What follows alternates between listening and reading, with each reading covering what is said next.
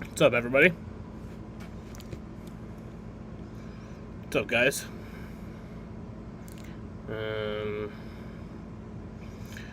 This sucks. This should never have happened. I don't want that open. Fuck that shit.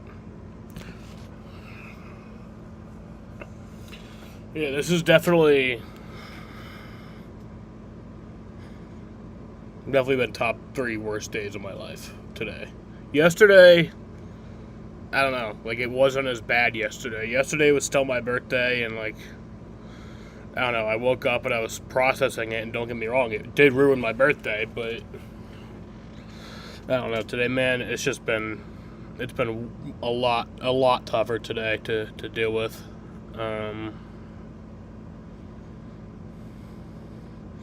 You guys see it. You guys see the fucking headline. Red Sox trade Rafael Devers. Happened about 25 hours ago now. 6:51 yesterday was when it broke. That was right after I got off stream. I got off stream, I went to bed, and then I woke up an hour and a half later. I saw that Dom had called me like twice. And I texted him, I was like, yo, and he's like, have you heard? And I was just like, oh, what, that the bird is the word? I literally had not heard anything. And then he told me. God damn it. Can we not do that?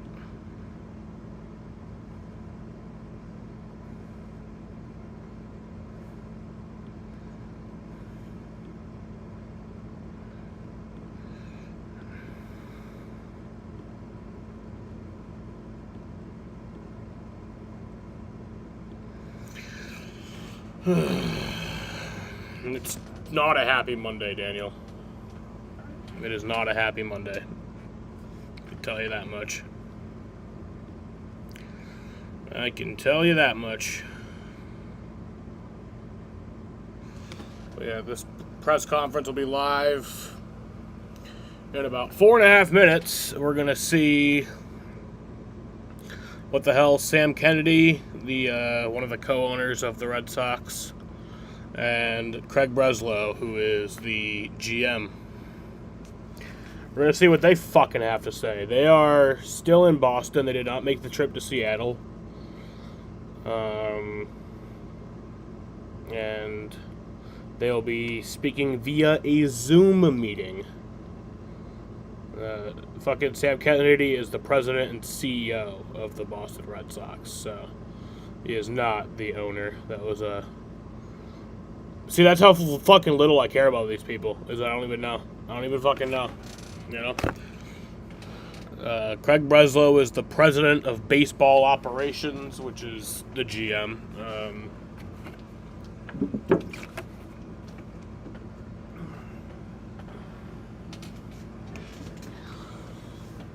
But yeah.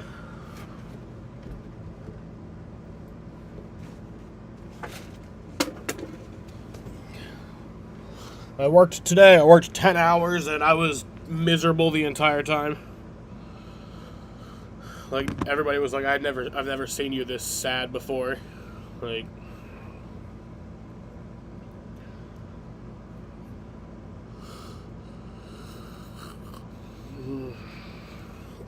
I didn't think it would come to this.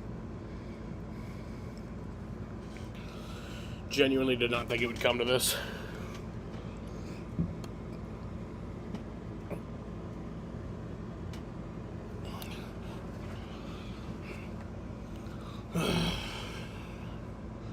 But we're going to see what these fucking assholes have to say. And then I will be live for the game later tonight. It's a West Coast game, so that is, you know, that's why it's a later game. But,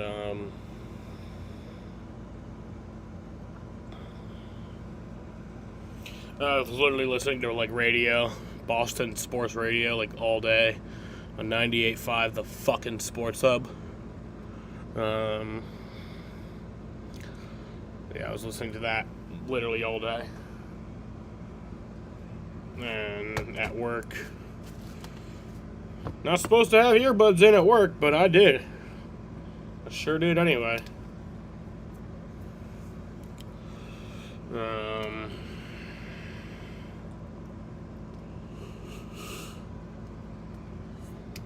But yeah, we're gonna see what these fucking assholes have to say. I don't know how long this will last. I'm assuming it'll probably be over before the game. I mean, it's not gonna be an hour and a half long press conference. Most of the press conferences are usually pretty brief, actually. This is on NESN's YouTube channel. It's also being broadcasted on NESN.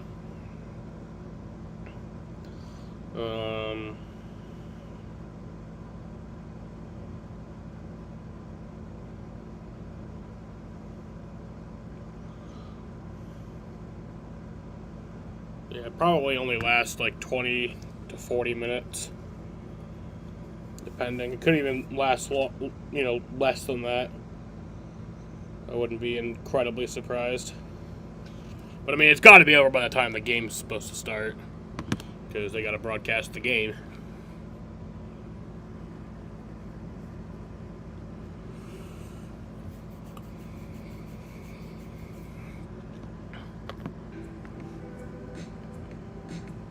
All right, it's live.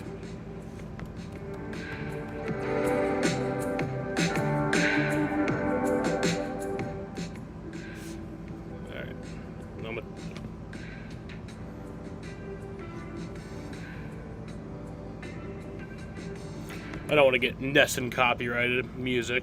I mean, I might get copyrighted by them anyway, just for streaming this, but don't want their music, you know?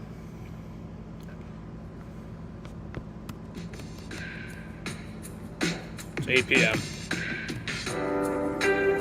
What a weird time to hold a press conference. They know what they're doing.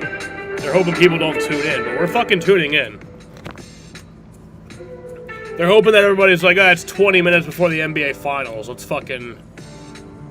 Nobody's gonna be watching this. No, we're gonna be watching this, motherfuckers. I'm not streaming the NBA Finals tonight. Here we go. I take a look at Seattle T-Mobile Park, home of the Mariners and site of the first game of a 9-game West Coast trip for the Red Sox. Late night baseball beginning tonight. It has been a shocking. Let's fucking see this shit. The Red Sox have traded away their highest paid player beginning tonight. It has been a shocking. Let's fucking see this shit. Nation reeling. Hello everyone, Red Sox and Mariners coming up. First pitch about an hour and a half away. We are coming to you early tonight to get reaction from the Northwest President and CEO Sam Kennedy and Chief Baseball Officer Craig Breslow, expected to talk to the media shortly. You will see that right here. Tom Karen with you, JP Ricciardi, Lenny DiNardo with us as well. Just shocking news. I'll just mute this until... I don't really hate Mondays that much, but I hate today. That's for sure. That's for damn sure. Fucking... Can we talk about the fact that none of those players were good?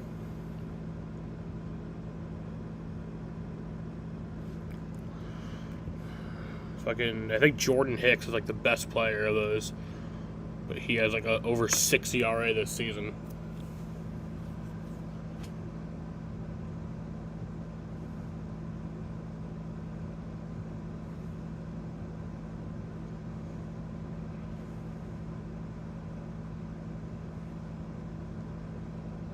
Alright, well, they're just talking right now. We're gonna get over there in just a few short minutes, but it's a Zoom press conference, which is even fucking stupider. Can't even just talk to people face to face.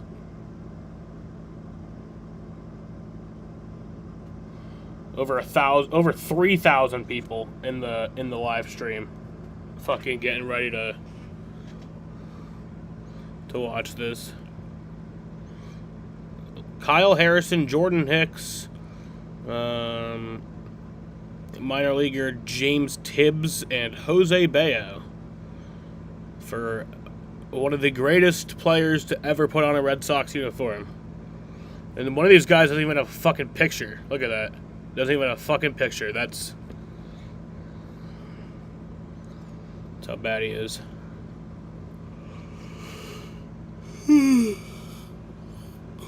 Almost 4,000 people in the stream. The NESN. Certainly there have been columns and columns and columns written about this, that this organization clearly had to be unhappy with the way Rafael Devers was handling himself in certain areas. We know that whether he was directly pushed to play first base or just asked, but they thought he wasn't doing enough to help this team as the supposed leader. And I know he doesn't like to call himself a leader, but when you're the highest paid guy, there's leadership that goes with that. And I think there comes a point when we all have bosses, and you have to answer to bosses and whatever their expectations are of you. And this just shows me a sign that the Red Sox probably were at their rope's end. Look, it's fucking stupid. Like, you don't fucking... I don't care. I don't care if you're telling him to do something and he's not wanting to do it, because he's clearly proving to you that he's better at doing the fucking thing that he's doing. You know? Like, I agree with you guys about the third base thing. Rafael Devers is not a third baseman, and I am so fucking happy that Rafi ended up, you know, setting his pride aside and agreeing to play DH. I am so fucking happy that he did that. But the first base thing, he's right about that, dude. He should not fucking have to play that shit. You told him to throw his glove away. You told him he's not going to be playing in the field anymore.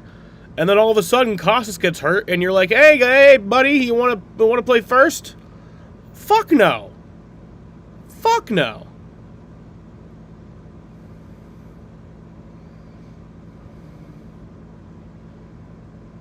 Fuck no.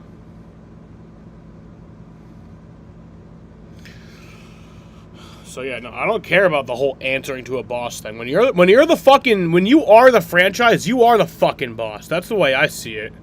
Like, that's the way I fucking see it. David Ortiz was the one who fucking ran the Red Sox from fucking 04 or 03 to fucking 2016.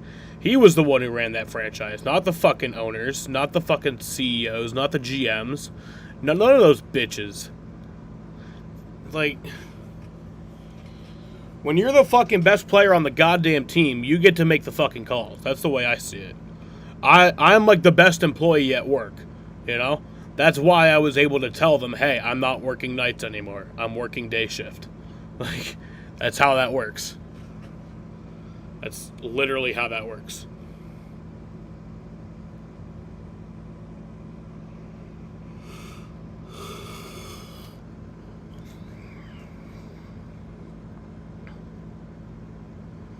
People say, like, oh, well, he's getting paid millions. You're getting paid minimum wage. It's like, I don't see how that's a difference. A job is a job. Human to human interaction is human to human interaction regardless. I don't see why that matters, how much you're getting paid. You're still a person.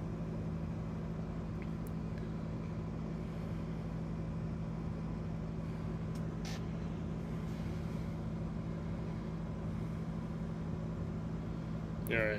You know, it's the reality of the business of the big leagues. Yeah, Anthony's been here 1 week to the day.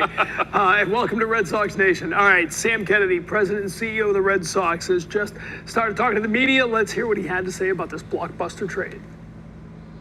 And we're forever grateful for his contributions. No, you're fucking not. Across the organization. I want to let everyone know that obviously this decision was not taken lightly, nor did it come. Look us in the fucking suddenly. We obviously, over the last week or so, reached an inflection point, and as difficult as that inflection point was, as the hallmark of this organization, I guess, over the last 24 years, we acted boldly and decisively, and we came to the very difficult decision to make a deal that we think serves the best interests of the Boston Red Sox in the short term and in the long term. Explain. I'm really grateful on behalf of John and Tom and Mike Gordon and everyone in the Red Sox ownership group to Craig Breslow and his staff, who worked tirelessly on this deal. And we're pleased to be here tonight to talk about pleased. it and Oh, yeah, answer sure. any questions you have. So with that, we'll open it up for any questions for me or for Craig, who I see is on the screen with me. So we'll open it up for questions. Abby, over to you. And with that, we can begin with questions. Okay. Craig, I just wanted to ask, you said kind of repeatedly this year that everything you've been doing in terms of moves and everything was with this year in mind. Just wanted you to explain like how this move kind of helps the team for this season. Thank you. Yeah, it's a good question, and I understand why the initial reaction would be that it'd be tough to sit here and say when you move a player of Rafi's caliber, when you take that bat out of the lineup, how could I sit here and say that we're a better team? And I acknowledge that. Kind of on paper, we're not going to have the same lineup that that we did, but this isn't about the game that is played on paper. This is about the game that's played on the field, and ultimately about winning the most games that we can. And in order to do that, trying to put together the most functional and complete team that we can. And so, I think when you consider the flexibility, the ability to give some of the young players some run, the opportunity to maybe repackage some of the resources and fill some voids in the roster as early as approaching this year's deadline, and being really intentional about the environment that we create for these young players to thrive in, then I do think that there is a real chance that at the end of the season we're looking back and we've won more games than we otherwise would have. No, you fucking... Greg, the Giants ended up assuming all of Rafi's remaining contractual obligations. How big a factor was that in pairing with them? And was there a mandate to unload as much, if not all, of his contract to facilitate a trade? Yeah, no, we're working backwards. There was no mandate. The mandate is to assemble the best team that we possibly could. And in order to do that, we needed to create a more functional roster, and give certain guys more playing time, be able to rotate through the DH spot, potentially match up there. And also, this is a roster that certainly has some needs, and we can talk about starting pitching and bullpen help, and we think that we addressed some of those in the return that we had in this deal. But additionally, I do think that it gives us some resources, like I said, as we head toward the deadline. Sam, you mentioned that you all reached an inflection point, and I'm curious, from your perspective, why didn't the situation with Rafi work out in just the second year of a $300 million deal? Yeah, thanks for that, Julian. In the end, I think it's pretty clear that we couldn't find alignment with Rafi. Is the truth. We all worked at it over the last several months, going back to the off season, starting with Alex Cora and Craig and the staff. And then up to me and all the way up to John Henry. We worked at it. We had a different vision for him going forward than he had, and we couldn't get there. We couldn't find alignment, and we reached that inflection point and made the decision to make a big move. And Craig, just this for you. Is there anything, looking back on the situation, dating back to spring training, obviously you guys got Bregman, is there anything that you would have done differently? Yeah, I think about that question all of the time. This is not the outcome that we had expected, and it's forced me to reflect on the interactions that I've had, not just with Rafi, but with other players, and opportunities to communicate differently. Anytime you get to this point where, as Sam said, you reach an inflection point and you fail to reach alignment. I need to own things that I could have done better. And I don't know if this outcome would have played out any differently. I think that there's a decent chance that it wouldn't have, but I absolutely need to have the humility to think back on the interactions and figure out what I could have done better. Then question for Sam and maybe Craig, kind of following what Julian was asking, what if you could tell the fans a little bit perhaps of was it strictly the on the field, the position moves or what have you? Was it off the field? Was it leadership? What were some of the things that you were looking for from Rafi that prevented it, and were you worried that it would affect the team long term? Well, first of all, I want to express an understanding of empathy for anytime you see a star player leave the organization, especially the Red Sox organization, it's hard on fans.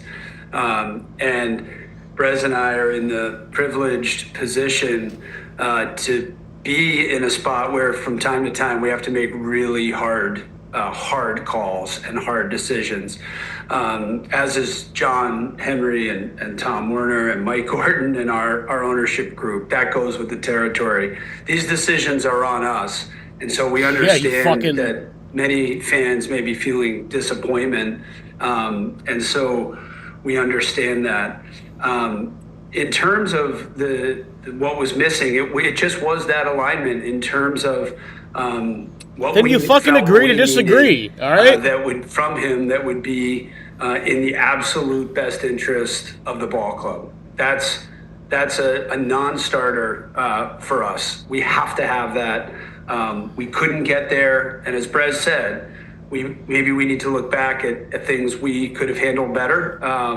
But it's definitely a two-way street, and we didn't get to the alignment that we needed in the best interest of the. It's one thing if it's fucking Abraham Toro saying he's not going to play this position. This is your best player. We're also when he says no, when you guys don't agree, you agree to disagree. Brez and his team worked tirelessly to upgrade our pitching in this deal, and so appreciative of that. But that was Rochi. That was the main thing. Sam, this is Dan Shaughnessy for Sam and Craig. Would you guys characterize this as a baseball trade? Well, it is a baseball I'll start, trade. Dan. Appreciate the question. This was it was a baseball trade. I don't really know what baseball trade means. I've heard that all day. I really don't know what that means. On and off the field to win championships and to continue to ferociously and relentlessly pursue a culture that we want everyone in that clubhouse to embody, and doing everything in their power, night in and night out, to help the team. So yeah, it was a baseball trade without question. Brez, if you want to elaborate on that. Yeah, would just echo that, and obviously the quality of the return, we're going to see how that plays out over the next several years. But we're absolutely excited about bringing Jordan Hicks, a dominant late inning reliever, into our mix, and Kyle Harrison, someone we think can pitch in the front half of a rotation. We've identified some development opportunities for him that we're going to work through, and then in James Tibbs, a first rounder from last year, an athletic profile, someone that makes great swing decision, and someone we think can excel in our PD infrastructure, and Jose Bayo, an exciting young arm. But again, we've talked a lot about, for some reason, this team, being an example where the whole was not greater than the sum of the parts, and being great teammates and sacrificing and stepping up for each other and embodying this shared vision. We believe that those are principles that we need to be faithful to, and so at the end of the season, I think we could look back and say we've won more games than we otherwise would have because of the way that this roster is now able to come together. And one follow-up, if you would, was having the other team assume the entire balance of Rafael Devers' contract. Was that a condition of making a deal with the team? No, I can answer that. No. Bullshit. We were trying to improve the long and short term outlook. We were trying to provide some additional roster flexibility, and we were trying to make the best baseball trade that we could. Fucking lying straight to our faces. Week you said that you believed when Devers, or when you guys asked Devers to pick up a glove, he'd be ready. Did you believe that when you said it, or was that just trying to kind of make things public? Yeah, I think it's probably my own fault for being eternally optimistic. Fuck and you. So I believed it when I said it. I was sitting in the Nesson studio watching imagery of Rafi take ground balls. So yeah, I thought we'd ultimately get to a place of complete alignment, but we couldn't. So we did what we did. Hey, Sam, a couple questions, Sam, for you and Brez. This is Steve Burton here. Hi, Steve. Hi, guys. Did Rafi actually request a trade? And when he found out the news and when the team found out the news, how'd they handle that? How'd they take that? Yeah, I can jump in. There were times during the course of conversations with Rafi's camp, where they had indicated that perhaps a fresh start would be best for both sides. And that's not answering the question at all. We were committed to trying to work through this, and like Sam said, ultimately we weren't able to achieve that alignment. Answer the fucking question straight up. Does represent that chance to reset on our end and for Rafi to get a fresh start. Yes with or no? Historic Did franchise. he ask for a trade? So that's kind of how that came about. Was he shocked when he heard it? There was definite surprise. I think the reaction from the group was surprise. But at the same time, as they started to talk amongst themselves, and even some of the quotes that have come out today, this is a group that believes in themselves, and a group that we have a ton of belief in. And I think that they are very businesslike in terms of recognizing we've got a game tonight to win in Seattle, and we've got 26 guys that are committed to doing that. I think while we're at it, important to point out that this is in no way signifying a waving of the white flag on 2025. We are as committed as we were 6 months ago to putting a winning team on the field, to competing for the division and making a deep postseason run. How can you say that? How can you fucking say that? Question for you. This, you said it's purely a baseball trade and money wasn't the driving factor here. Did things become so untenable that you felt you had to make this move? I don't think that would be a fair characterization. I think, where we got to was believing that making this move made more sense for us than not making it. And if we didn't get the return that we, that we were holding out for, then we wouldn't have made it. But, the only commitment that I have ever made to any player, any staff member, anyone in the office or ownership, was to do what I believe was best for the Boston Red Sox, and this was that. But to follow that up, this is a generational talent in Rafi Devers. Right now, you guys receive 3 guys that are at the minor league level and 1 guy that's on IL. So are you understanding why fans aren't seeing that and taking it maybe as face value, and that things must have been pretty bad for this to go through, is what I'm saying. I understand the reaction from fans, the criticism that we are taking the surprise. I do understand all of that, and I also will stand here and say that we would not have made this trade if we didn't think it was best for the organization and the vision and the beliefs and culture that we're trying to create. We have a number of young players who are in the big leagues, and we're really excited about them, and we're very, very deliberate and intentional about the environment that we want to create. And ultimately, we believe that we're positioning the organization to win a bunch of games, both in 2025 and beyond. So along those lines, Craig, with the timing, a multi-parter on the timing, was the call-up of Anthony to join Meyer and Campbell kind of a catalyst in the timing here? And if you can kind of talk about how the process came together, why it ended up, like whether or not you were approaching this as a broader-based exploration of the market, or if you identified the Giants as a potential partner and just negotiated exclusively with them, how did you proceed from a timetable standpoint? Sure. So I think Sam had said it best when he said, this was not a decision that was made lightly or that was made suddenly. You don't trade Rafi Devers simply because you have a player coming off the IL and you need to make a move, right? But we are mindful of balancing, what we believe to be this, kind of really exciting young core with, the opportunity to play in the big leagues. And there were a number of paths that we felt like we could explore in order to get a more kind of cohesive and more functional roster. This was one of them, and it was ultimately the path that we went down.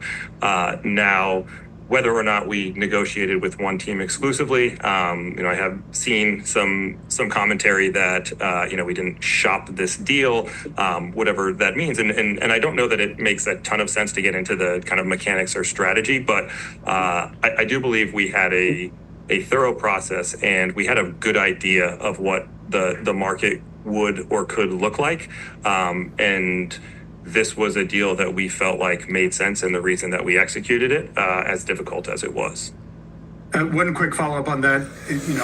Within that, though, a lot of people think that the trade deadline or the offseason represent times when it's easier for a number of teams to bid against each other. Why was it the case that that there were unique circumstances to right now that led to the deal being made now, and you felt like you really did need to kind of push the gas pedal, or did you just feel like this was in your market survey? Did you just think that this was going to be the best deal you were going to get? Yeah, I think that this, I think we rightfully set a really high bar in order to execute a trade of this magnitude. We did have conversations with other clubs. We got a sense for, the way that they might behave, whether it was today or a few weeks from now, and felt like this, it's not that this was the best deal that we could get, because the best deal that we could get may not necessarily be good enough to trade a player like Rafi Devers. But when you consider all of the factors here, this is the one that made sense. This is the path that we went down. And so we ended up where we did. Could you guys, for Sam and Craig, what happened in the meeting between John and Rafi in Kansas City, and what was the resolution on that?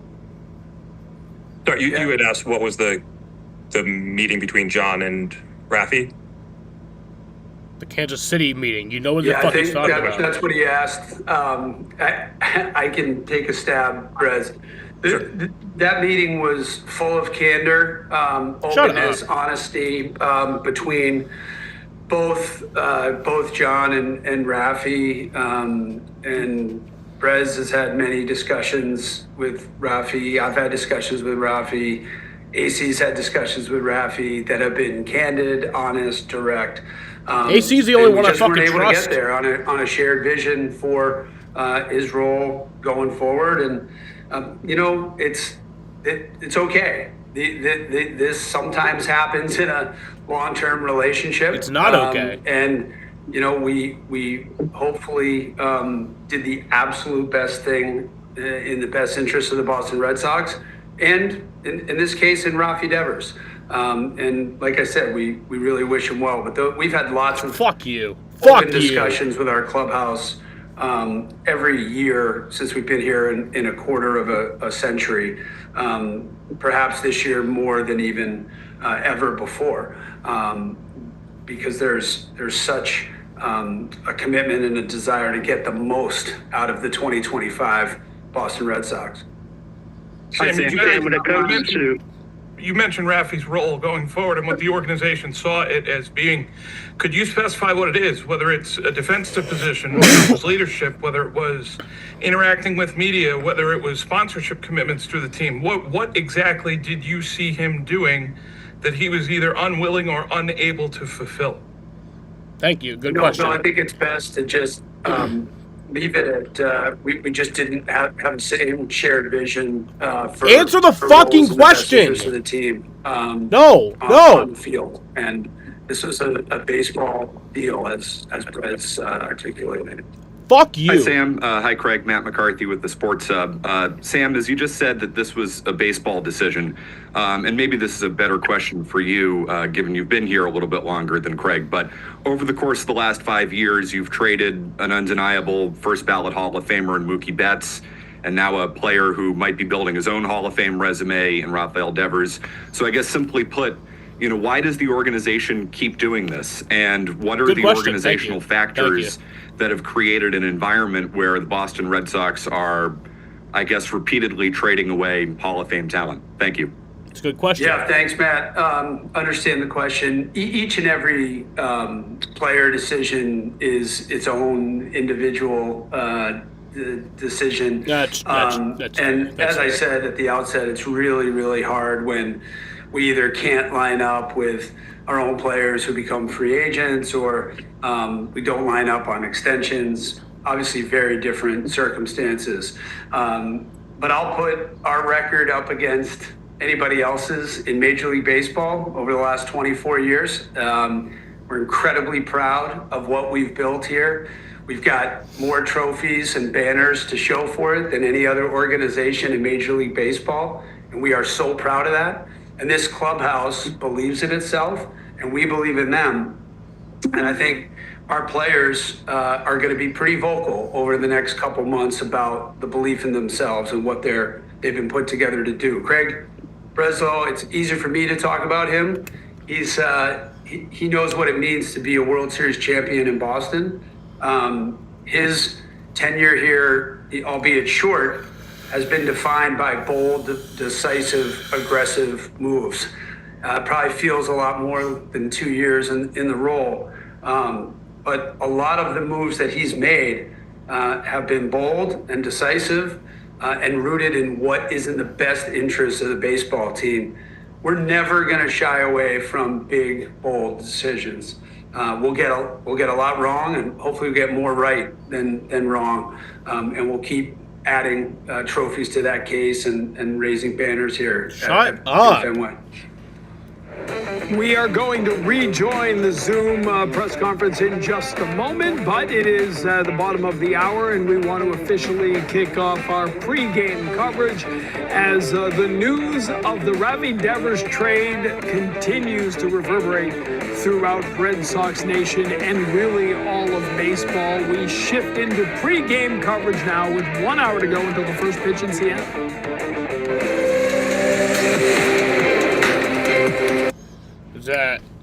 That's not it. They're still going, right?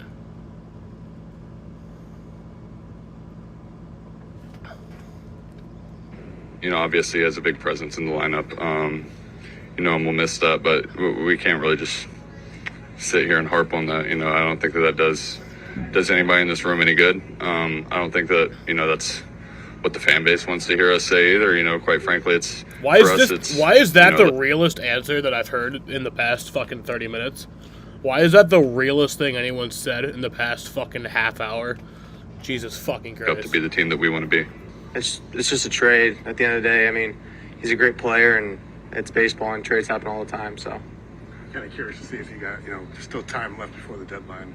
If you guys kind of do anything to sort of offset the loss of Rafi. Yeah, maybe, but like I said, I'm terrible at that kind of stuff. I don't really like to play the who could we get? Oh, we got this much money, stuff like that. It gives me a headache just thinking about it. And I'm a simple guy. I just like to show up and play hard and hang out with the boys every day. So, at the end of the day, at some point this story's done and over and kind of written. So, obviously you guys will ask all of us about this for a few days, and at the end of the day, we keep winning, we keep playing good baseball. That's kind of our goal and what kind of gets rid of this stuff for us. I get some of the reaction from. I don't get why the realest shit that I heard in 30 minutes of people fucking talking was from the fucking players.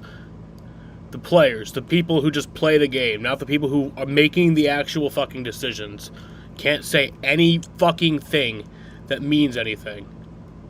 They can't actually speak real truth. But the players can. The players can.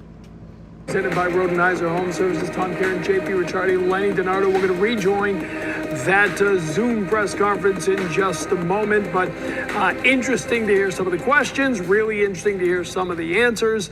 Bold, decisive, and aggressive. It was certainly all of those. Love it, hate it. There's plenty of both. More people, I think, in Red Sox Nation right now hate it than love it, because today, this Red Sox team is not as good as it was yesterday. The question is, where does it go from here? Where does it go from here? Off a fucking bridge. Off the Mass Turnpike. That's where the fuck it goes. Down the fucking toilet. That's where the fuck it goes. I mean, in reality, we keep showing up, we keep playing. That's what we gotta do. But it doesn't make me feel any better about it. In reality, you know, we go to bed tonight, we wake up the next morning, and we play another game. That's the ultimate reality of it. You know, doesn't make it any easier to think of it that way, but that's the truth, is that regardless of any of this bullshit, we got to keep on going. We got to keep playing. I'm not going to stop watching as much as I kind of want to. I'm not going to just stop watching. I'm not going to...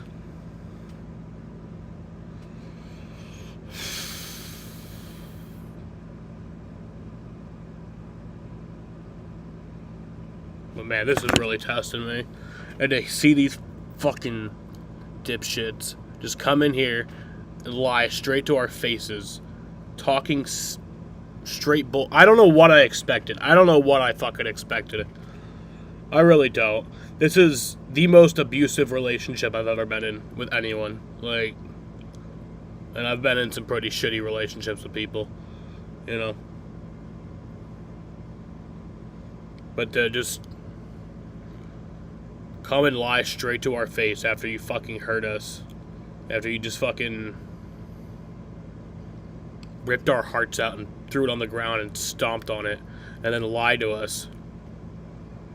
It's disrespectful. And honestly, like, yeah, I'm going to keep watching these games, but I don't know if I can financially support these guys anymore. I don't know if I could show up to games anymore. I don't know if I could show up to Fenway Park. I don't know if I could buy merch. I don't know if I can...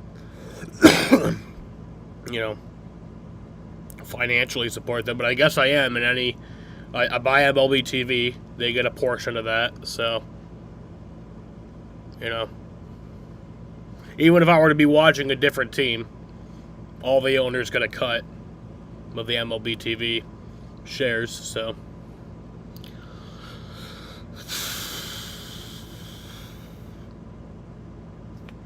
For Zoom, let's hear what they continue to say.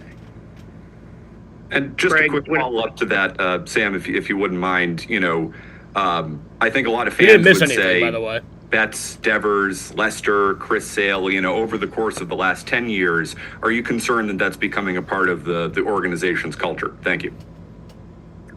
It's hard when you part ways or you can't find ways to extend star players. It's the hardest part of the job.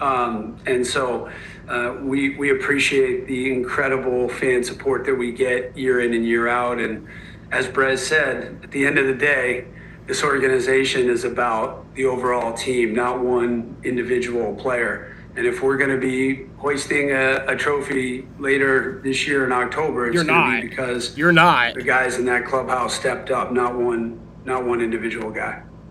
Craig, when it comes to the short term, what is your thought process in regard to the new payroll flexibility that you have? Are you set here? Or are you thinking about bringing in additional players to address needs? What's the thought process now that there is more money available? Yeah, so I think, you know, first with the roster in the short term, right, giving some more flexibility at the DH spot does allow us to rotate through, you know, the three left-handed hitting outfielders as soon as Willie's back, plus Cedon, you know, able to stay in center field where we've seen him play elite defense. Likely opens up some additional at-bats for Moss as well as soon as he's healthy. And then we look at opportunities to improve our team every single day. And you know, if we were having this conversation a week ago, we would be talking about starting pitching, and you know, they've been really good the last two turns through, and we need to make sure that has some staying power. But starting pitching could be an opportunity for us to continue to upgrade. You know, also we've had our share of both bullpen injuries and inconsistency.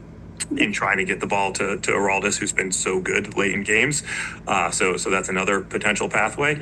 And then we need to start thinking about what does the long-term solution look like at say first base. And Tristan's rehab is going well, but it's going to be a long road there. So yeah, I think we're absolutely going to look at the best use of those resources and could put them to use as early as the 2025 trade deadline.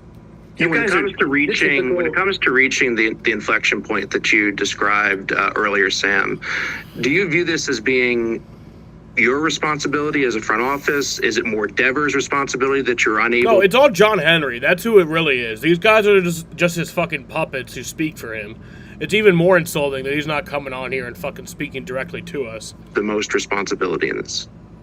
Well, it's a shared responsibility. I think you never want to be in this situation where you can't find alignment with someone you've got a long-term commitment to. But unfortunately, I don't get that point. Finding alignment. Like, it doesn't matter. It does not matter. He's hitting bombs. He is directly helping you win ball games. That's the fucking alignment. That's the alignment, is when he says, I'm not going to play first base, I'm going to play DH, and then becomes the best fucking DH in all of Major League Baseball. That's the fucking alignment. I'm so fucking sick of hearing you guys say this shit. And on what's best for the team. We were the ones that made the decision to make the move. Obviously, that's our right as the organization. It's your right. And we did that, and we'll be held accountable. And we're very confident in this group's ability to go forward and to be incredibly competitive. We've been disappointed. Let's be clear about that. We're not pleased with where we are.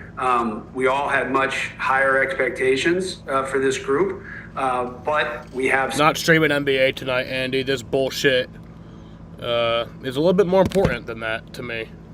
Some guys back from injury, and we're really excited about the injection of youth and the team first attitude of that youth that's coming into the organization and the culture that's being built in this clubhouse.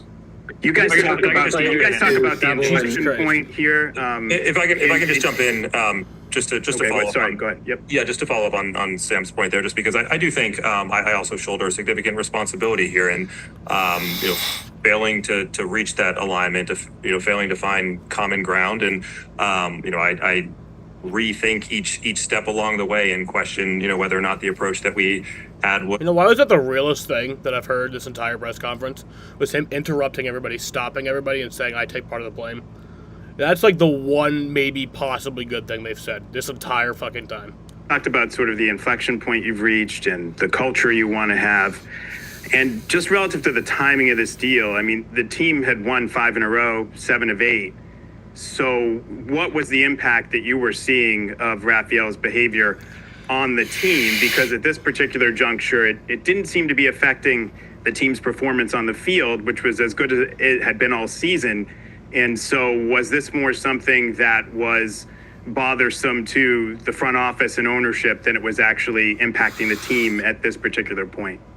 Exactly. Answer that question. I can jump in there. Yeah, answer that question. The timing was absolutely the last part of the great. question. And we don't always have the choice about when these things kind of reach the point of execution outside of we absolutely could have walked away or said we're not going to make this trade, but we do ultimately believe that it was best for the organization. And I don't think it's fair to say that our performance was solely because of Rafi any more than to say a number of these games that we've won over the first couple months have been because of the offensive contributions that he's made. But I do think as we think about the identity and the culture and the environment that is created by great teams, there was something amiss here, and it was something that we needed to act decisively to course correct. And Craig, if I could just follow up with you on that, I mean, just so we just sort of have it on the record here. I mean, was this just about first base? Had you asked him after Alex's injury about moving to third? I believe it was a few weeks ago in Atlanta. You were quoted as saying you guys hadn't asked him about third. So did you ask him about moving to third after Alex went down? Was that a consideration, and did he refuse that as well? Yeah, so I did not have the conversation with him about third base. Felt like there were better paths to exploring that. But ultimately, as Sam has pointed out, this kind of lack of alignment, I don't think that there's an individual or a single event that we would point to. I think it's more just the totality, the culmination of a bunch of these things where, we felt like a fresh start for both sides was probably the right path forward. Thank you. There's a video going around. Can you guys There's a video going explain- around of Rafael Devers showing up to the stadium in a cab. Just curious if that was just a logistical thing, or if there was something to that. That was just logistics to the timing, that's a dumb and question. obviously him needing to make sure that he got all of his stuff. Sam, Craig, can you guys explain what you want your identity, Jeff Basson. culture, and environment to be that it wasn't with Rafael Devers? Yeah, I mean, I can talk about my experiences on championship caliber teams, and the unfortunately, I keep going back to this, but what it keeps coming to is this idea that the whole is greater than the sum of the parts. That each individual is contributing and finding a way to help a team win, whether that is in the batter's box, on the pitcher's mound, on the bases, on defense, in the clubhouse, on the bench. It's the willingness to step up and sacrifice at times of need, and essentially kind of do whatever is necessary to help the team win. And I think that's the identity, this relentless pursuit of winning. These motherfuckers are stressing me out. I need a bong rip. It's the identity that the World Series championship teams had in the past. Which of those was he not fulfilling? Yeah, I don't think it makes sense at this point to kind of be overly pointed or critical. Why? I think you we fucking failed traded to him. reach that And alignment. what can you harm? What can be harmful at this point? What can be harmful by answering that fucking question? And so, I think best to identify it, own it, and act decisively to fix it. Sam, do you think in retrospect, the decision to sign Rafael, the one guy you signed to the long-term deal when others obviously you didn't with Mookie or even Xander, does it feel like a mistake now? Is this admitting a mistake of the past? Look, we thought we had alignment back when we made the contract a couple years ago when we did the deal. I'm so sick of that goddamn word. And ultimately we did not. So we were responsible for that. Like Brez said, we own it. We had certain expectations that went with that contract. And when we came to the conclusion that we did not have a full alignment, we moved on. So it's a totally fair question, and one we'll think a lot about, but not too much. We need to look forward and move on, and really excited about the guys coming back and where we're headed in 2025. Question for Sam or Craig or both. You guys, Devers seemed pretty blindsided during spring training when you guys initially talked to him about moving off of third base. Do you think that if there had been more kind of conversations about that during the offseason before you guys signed Bregman, that it may have been an easier transition, smoother sailing, that it might not have gotten to this point?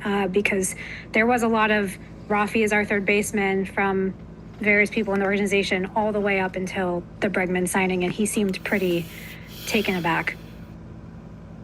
Yeah, Brez, you want to answer? Sure. That's one of the questions that I ask myself every day, and there is no blueprint for how to navigate this. It does seem easy at this point, given where we are today, to say that we mishandled that, and I think that would be a totally fair criticism. I also, You don't say. To be totally candid in my head, kind of play out this. Okay, so we have this conversation with Rafi, and he is resolute and adamant that third base is his position. And now we have a different type of problem on our hands, and so we try to operate with certainty and clarity, and sometimes baseball is so unpredictable that it's really difficult to do do that until the very end. But I think to answer your question, I think about that all of the time. And if in a similar situation next time, my hope is that we are able to manage that in a way that it never reaches this Don't let there be a next time. Yeah, don't let there be a next time. I would only add to that we did not know, obviously, until late night, February 8th, I think it was, Alex Bregman was coming to Boston. And look, we have a responsibility, John, Tom, Mike, me, we have a responsibility to do everything we can to improve the club. And we felt we were doing that by bringing Alex Bregman to the Red Sox. And we have a responsibility, ironically, to every single player in that clubhouse to do everything in our power to improve the club. So it was something that we were committed to doing, and do not regret that for 1 minute. We have time for 2 more questions. Could you guys outline for us the specific reaction from Alex Cora regarding this deal? And with the whole player alignment piece, is there some blame to be shouldered from Alex Cora for not being able to get this player aligned with the Red Sox vision?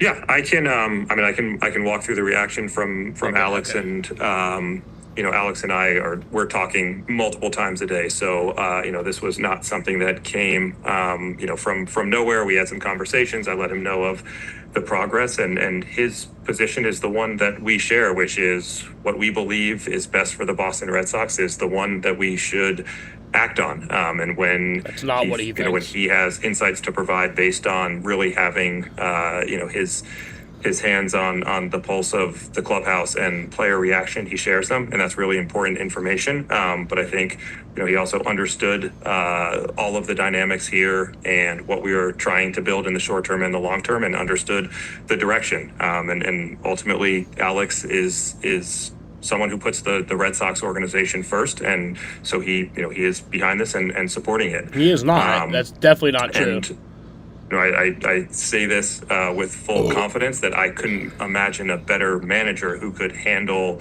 the player reaction, the clubhouse reaction, the staff reaction to this type of trade, and to get the group focused on tonight's game, and to go out there and give us the best chance of beating the Seattle Mariners tonight. Greg, you've talked a lot tonight about alignment and culture, are 2 phrases that have come up a lot.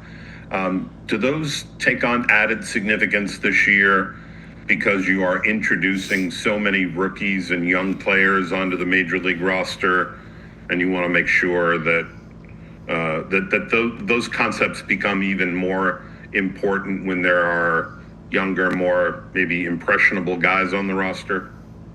Yeah, I think that's fair. I think culture is always important, but I think it's magnified when you have young players who are coming to the big leagues and trying to acclimate themselves to this lifestyle, expectations, demands, and to understanding that they need to convert their emotions from being happy to be here to being willing to do anything that's needed to win as quickly as possible. And we're very deliberate about the environment that we're creating to support these guys, and making sure that the messaging is the right type of messaging, so that 3, 4, 5 years from now, when there's another wave of really exciting young talent that's infusing our major league team, they have set the standard, and it will be easy to pass on. Well, there is a whole lot to unpack right there. That was a long... Fucking bullshit. This fucking team is a joke. Those 2 fucking dickheads are a joke. Pip and Pop, fucking Dumb and Dumber. That's what I'm calling them now. Dumb and Dumber. Fucking, I don't know. Who were some famously dumb duos. Beavis and Butthead. That's who these fucking... What a joke. That was worse than I thought. It would be. That was as bad as it could have been, and much worse. What a joke. What a fucking joke. I cannot believe that this is the team that I've devoted my life to. I am a complete idiot. I am embarrassed. I I feel bad for all the other Sox fans. I'm at the point where, me personally, I am, like I said, I'm devoted to this team. I love this team. This is my favorite baseball team.